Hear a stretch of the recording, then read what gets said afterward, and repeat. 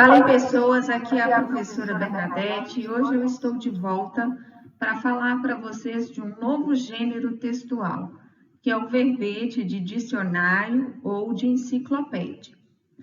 Hoje nós vamos conhecer o que é esse gênero textual, como ele se estrutura e quais são as suas partes. Vamos lá?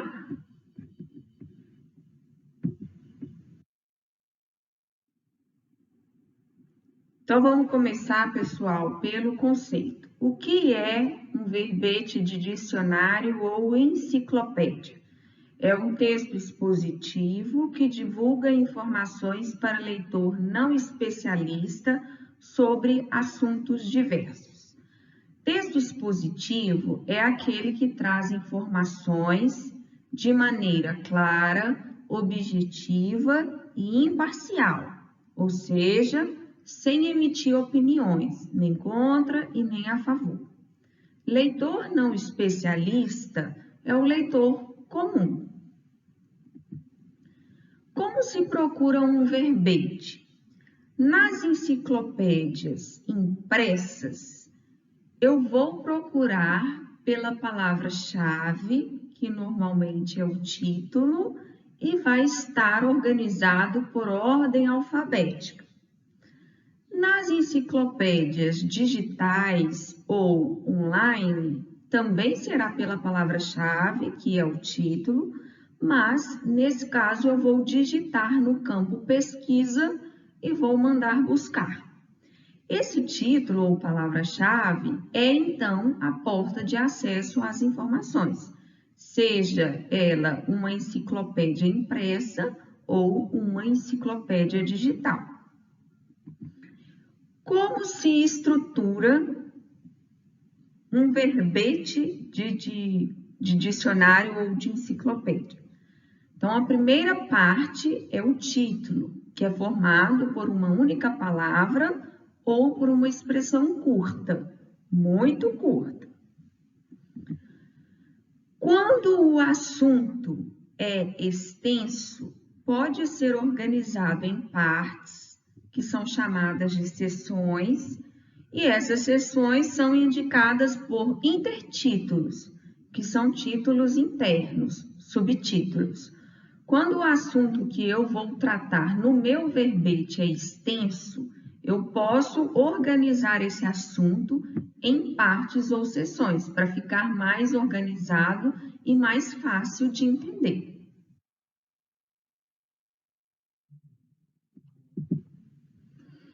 Os intertítulos, eles podem ser maiores do que o título. No verbete, o título só tem uma palavra ou é uma expressão bem curta.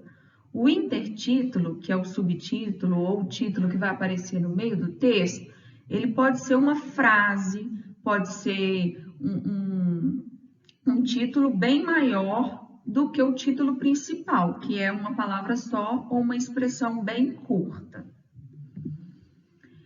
E naquelas versões online de enciclopédias ou dicionários, aparecem os hiperlinks ao longo do texto. E o que são, então, os hiperlinks? Hiperlinks são elementos clicáveis que direcionam a outros verbetes, ampliando a leitura, tornando-a de escolha pessoal. Os hiperlinks tornam um verbete um hipertexto. Hipertexto é um texto que reúne blocos com outras informações. Hiperlink, gente, na verdade, são aquelas palavras que ficam azul do texto e que quando a gente clica, ela abre uma janela com outra informação referente àquela palavra que estava azul. Por que esse hiperlink ele torna o texto de escolha pessoal? Porque cada pessoa vai escolher em qual hiperlink ela quer clicar. Se eu, por exemplo, conheço o significado de determinada palavra que está azul, eu não vou clicar naquele hiperlink. Se eu não conheço, eu posso querer clicar naquele hiperlink e outro leitor não. Então, a forma como eu vou ler um texto que está cheio de hiperlinks é uma escolha pessoal. Eu vou ler de uma maneira, clicando em determinados hiperlinks, e outro leitor vai ler de outra maneira, porque ele vai clicar em hiperlinks de escolha dele, pessoal, que talvez não sejam os mesmos hiperlinks que eu vá escolher. Todo texto que abre a possibilidade de eu ter informações adicionais, clicando em palavras que vão abrir outros blocos de informação, a gente dá um nome de hipertexto. Então, esses hiperlinks, já que eles vão abrir a possibilidade de eu ler outras informações sobre outras palavras que vão estar lá na forma de hiperlink, eles tornam esses verbetes um hipertexto. Todo texto, gente, seja ele um verbete ou qualquer outro, ele sempre tem um público-alvo. O público-alvo é a quem o texto é dirigido, ou seja, para quem ele é escrito, quem se deseja atingir quando ele é pensado e escrito. O verbete não é diferente. Então, existem verbetes que são para público geral, ou seja, para pessoas de todas as idades, de todas as classes, de todas as escolaridades. Então, é um verbete escrito para público geral. Mas existem verbetes direcionados para criança. Existem verbetes direcionados para um público técnico. Então, por exemplo, existe verbete para advogado, existe verbete para médico, existe verbete para linguista, existe verbete para matemático, é um público técnico. Existe verbete para biólogo e assim por diante. Então, dependendo desse público-alvo, é que eu saberei qual tratamento que eu vou dar ao assunto que eu vou abordar no verbete. Então, se eu vou fazer um verbete para público geral, eu vou dar um tratamento X. Se eu vou fazer um verbete para criança, eu vou dar um tratamento diferente do que se o público for geral.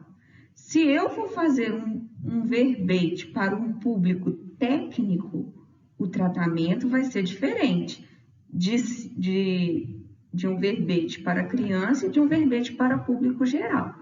Então, é a partir do público-alvo que eu vou pensar.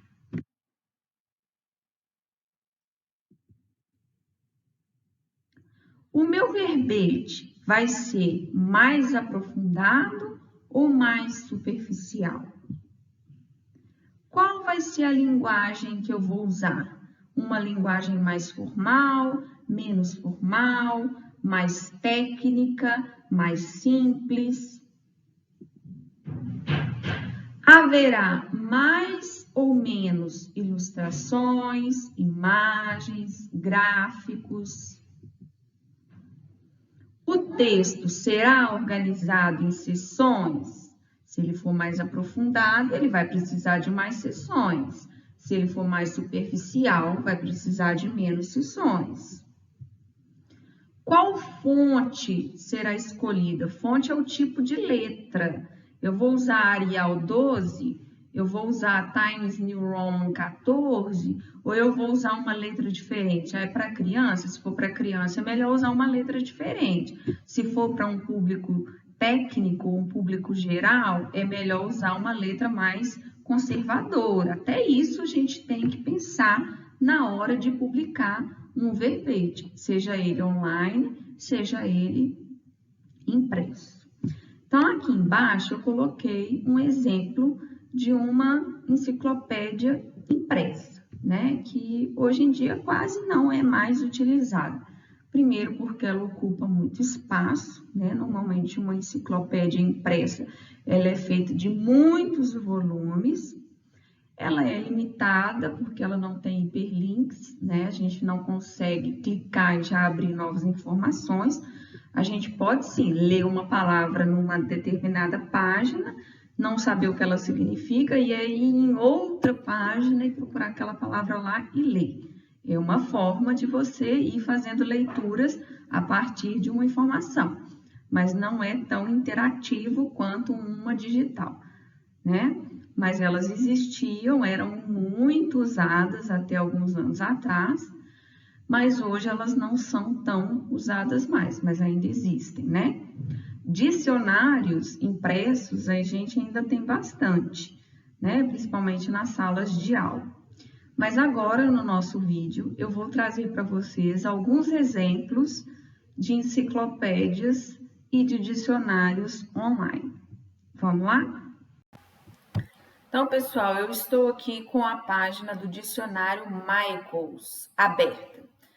É um dicionário online, assim como existem vários outros. Eu gosto muito do dicionário Michaels, mas existem muitas opções, né? Cada um pode usar aquela que preferir.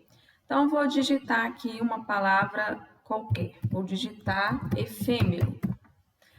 Digitei aqui no campo busca, pesquisa e vou na lupa para a palavra ser encontrada. E aí vai aparecer aqui para mim a palavra, aparece a abreviatura do que essa palavra é. Se eu colocar o cursor em cima da abreviatura, aparece em cima o que significa essa abreviatura. No caso aqui, ADJ significa adjetivo. E aí aparecem vários significados e exemplos em que a palavra está sendo usada com o significado.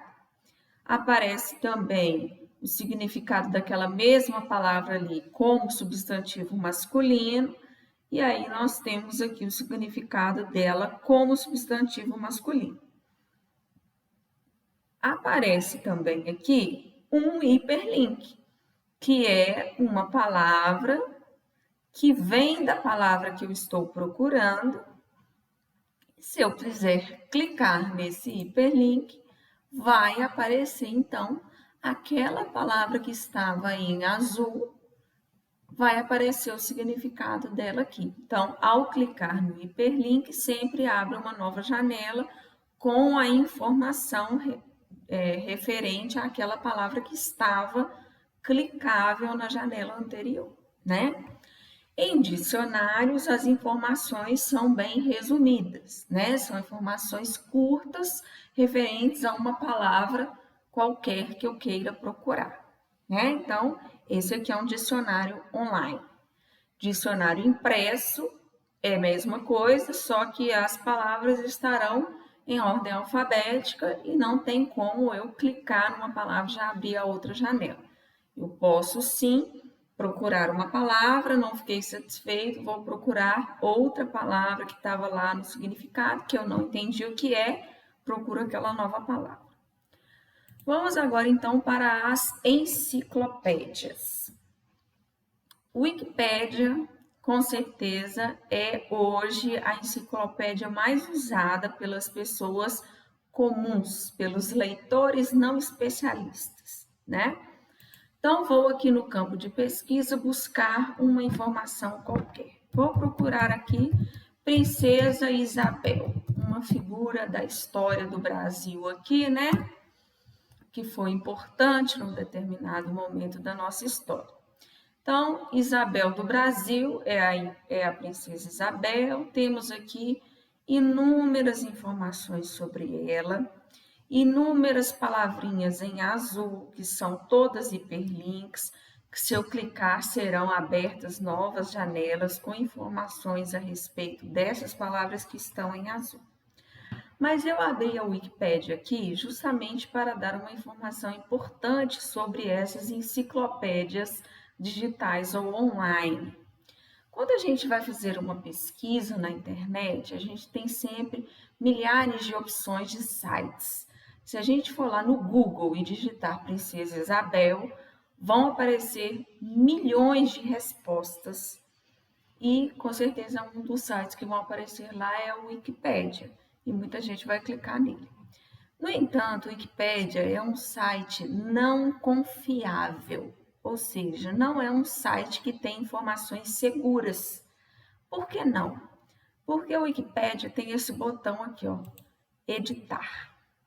Ou seja, qualquer pessoa que queira criar um perfil no Wikipédia, e ele é livre, qualquer pessoa pode criar um perfil aqui no Wikipédia, ele pode adicionar informações a qualquer informação que esteja aqui no Wikipédia. Então, se eu quiser adicionar uma informação sobre a princesa Isabel, mesmo que essa informação não seja uma informação provada, verdadeira, aí eu fiquei sabendo alguma coisa sobre a princesa Isabel e quero adicionar.